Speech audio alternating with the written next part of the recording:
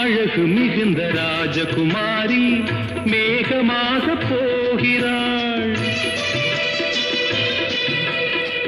ஜரிகை நெளியும் சேலை கொண்டு மலையை மூட பார்க்கிறாள்.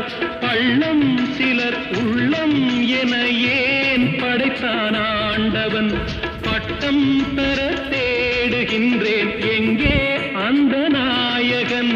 மலையின் காட்சி இறைவன் ஆட்சி. செந்தாழம் பூவில் வந்தாடும் தென்றல் என் மீது மோதுதம்மா.